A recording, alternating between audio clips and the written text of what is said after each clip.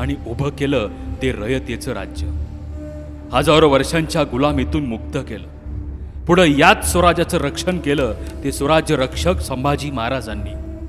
छत्रपती शिवाजी महाराज आणि छत्रपती संभाजी महाराजांच्या साम्राज्याच्या पुढे 1707 साली 2 तुकडे झाले.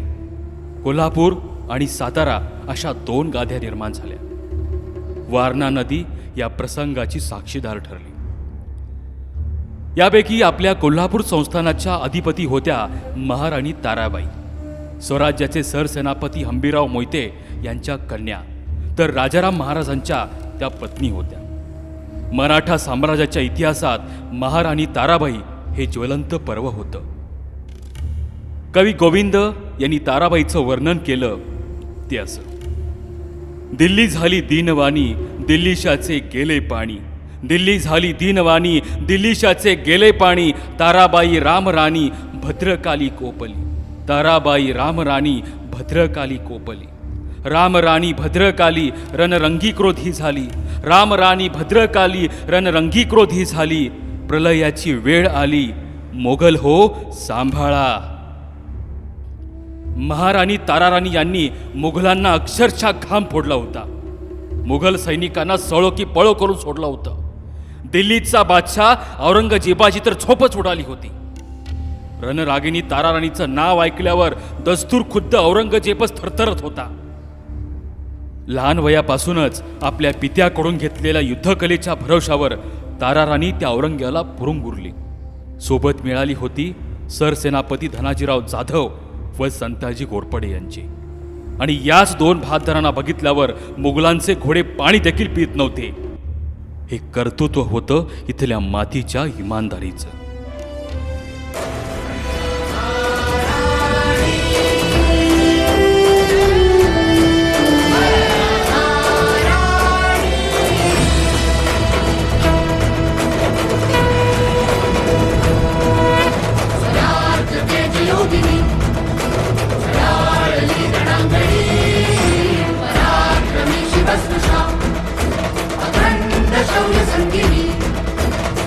समोर ठाकली प्रजे समाय माऊली. स्वराज्य पुन्हा दिले पुनश्च ज्योत तेवली.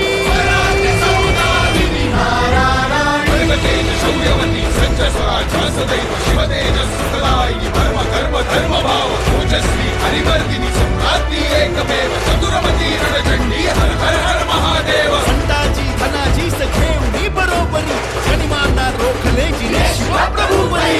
शत्रूंना नमविले अनेक शूर जोडले. शक्ती शक्तीने औरंग्यात आणले. संवत्सरा तरी रणात वीर रागिनी. स्वराज्य पुन्हा दिले पुनश्च ज्योत तेवली.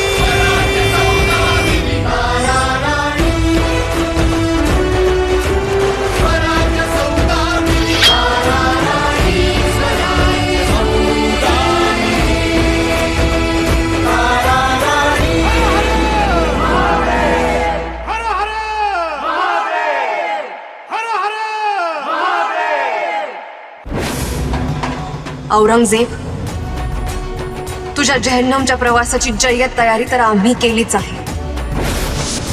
आता फक्त तू आमच्या समोर यायचा अवकाश,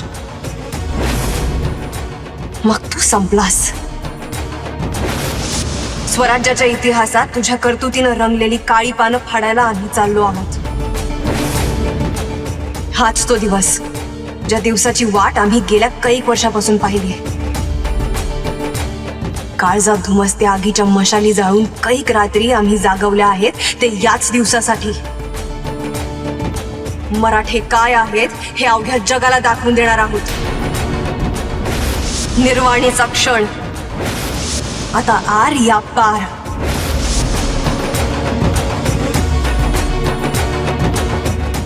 स्वराज्याचा यलगार.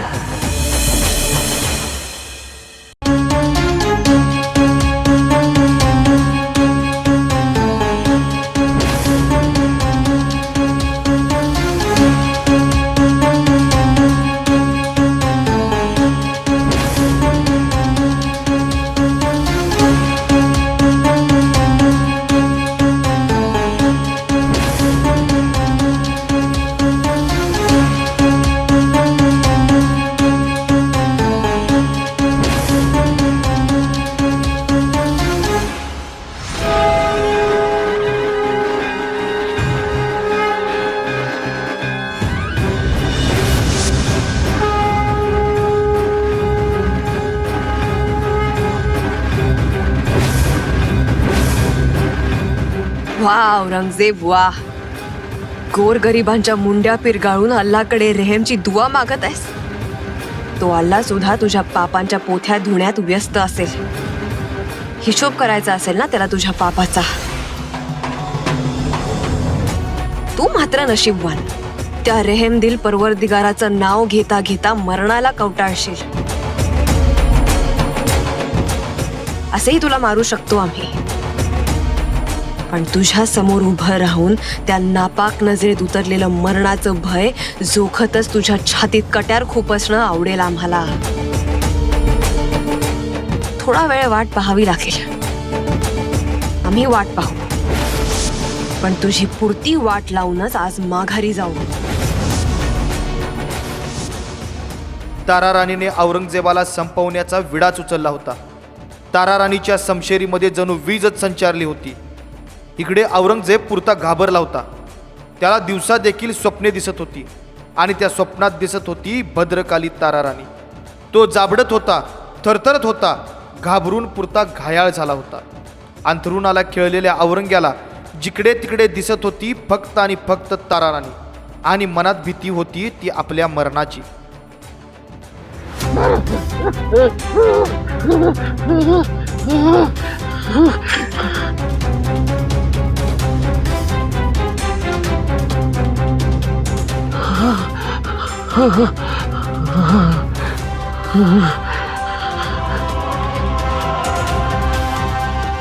ताराबाई के हाथों मौत. अल्लाह,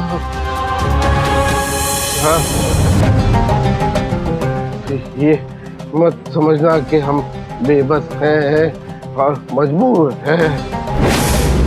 हम शहंशाह थे, अभी भी हैं और हमेशा रहेंगे. हमारी जिंदगी में हमें दो बातों का सख्त अफसोस रहा है. सिवा को हमने जिंदा जाने दिया और हम संभा को हमने मार डाला. हमने अपनी जिंदगी में बहुत से खूंखार और बहादुर सिपाह सलार देखे हैं, लेकिन सबसे होनहार और दिलेर दुश्मन सिर्फ ये दो ही थे, सिवा और संभा. हमें अफसोस इस बात का है कि अपनी मुगलिया सल्तनत को हमने संभा या ताराबाई जैसी औलाद नहीं दी. अगर वो दी होती तो जीत का जज्बा हम पूरी कायनात में लहराते. इसी बात का तो अफसोस है कि ये नहीं हो सका. ताराबाई, आप हमसे बहुत नाराज हैं और इन बीते दिनों में ये पाप हमारी रूह को कुरेद रहा है कि ताराबाई आ रही है और अभी हमें खत्म कर रही है. आपके शौहर ने संभा ने हमें नसीहत दी थी कि हम इस मिट्टी में आ तो गए हैं, लेकिन मरद से हमें वापस जाने नहीं देंगे. तो देखिए,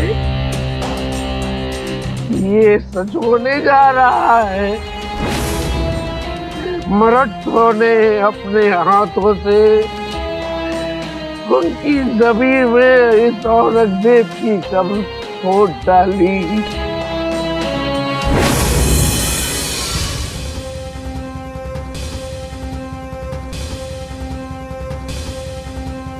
राणीसाहेब, आनंदाची खबर आहे. संताजीरावांचे सहकारी विठोजीराव औरंगजेबाच्या मागावर आहेत. पातशाहीचा वेध घेण्यासाठी त्यांनी त्यांची समशेर उसळली आहे.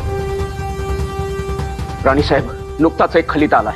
नागोजी माने आपलं सैन्य घेऊन औरंगजेबाच्या छावणीकडे रवाना झाले. भले शाबास. आई भवानीचा आशीर्वाद आहे आपल्याला. औरंगजेब आज काय वाचत नाही. आज दख्खनची माती सुद्धा त्याला आपल्या उदरात घेण्यासाठी वाट पाहते.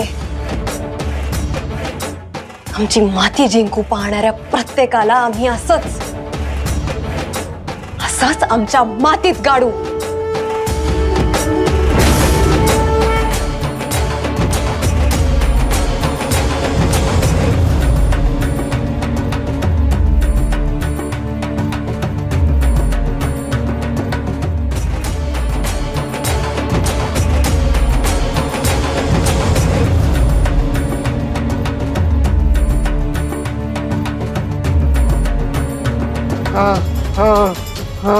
आखिर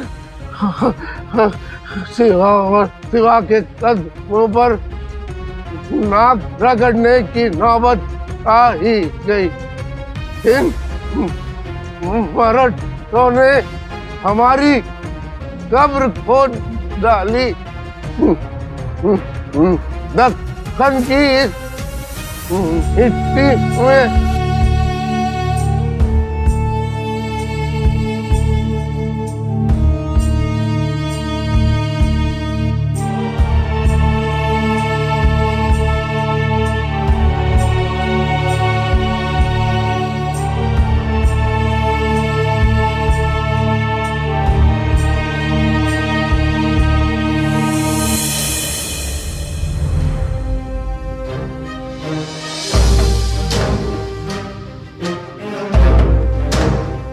आई जगदंबे,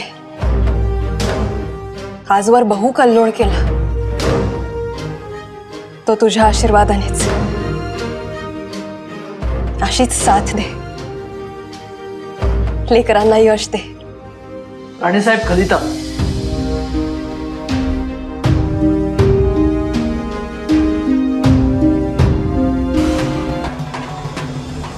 औरंगजेब, अखेर तुझ्या समाधीवर महाराष्ट्रानेच मोठमाती चढवली. औरंगजेबाच्या मृत्यूचा खलिता आहे.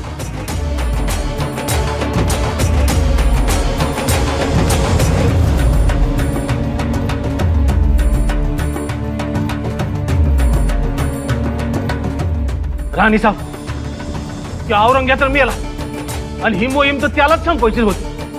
मग आता मोहीम थांबवायची का? नाही रा, अजून ही लढाई संपली नाहीये. हा लढा कोणी औरंगजेब नावाच्या व्यक्तीशी नव्हताच. हा लढा होता स्वतःच्या स्वार्थासाठी दुसऱ्यांचं स्वातंत्र्य, त्यांची अस्मिता पायदळीत उडवणाऱ्या दैत्याशी. हा लढा होता आपल्या विरुद्ध उठणाऱ्या प्रत्येक आवाजाचं दमन करणाऱ्या मनोवृत्तीशी.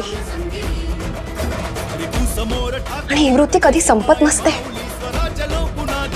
दिल्लीच्या तटावरून महाराष्ट्राच्या पटावर कवड्या नाचवण्याची ही वृत्ती शतकानुशतके चालत आली आहे आणि यापुढे अशीच फोफावत राहील. मात्र शिवरायांचा हा महाराष्ट्र दिल्लीच्या तख्तापुढे झुकणार नाही, शरण जाणार नाही. स्वराज्य हे कोणा एका व्यक्तीचं स्वप्न नव्हतं. स्वराज्य हे आंदोलन आहे. जेव्हा जेव्हा दिल्लीचे शहा महाराष्ट्राचं दमन करण्याचा प्रयत्न करतील तेव्हा तेव्हा महाराष्ट्र आणि या महाराष्ट्राची रयत स्वराज्याचं हे आंदोलन पुढे चालवत राहील.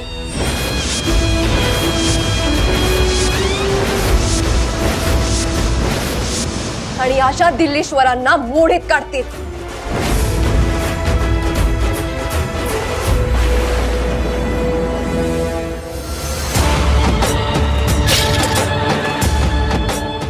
जोवर आमच्या नसा नसात वाहणाऱ्या रक्ताचा रंग भगवा राहील तोवर हा महाराष्ट्र फक्त शिवशंभूच्या पायावरच आपली अस्मिता वाहील.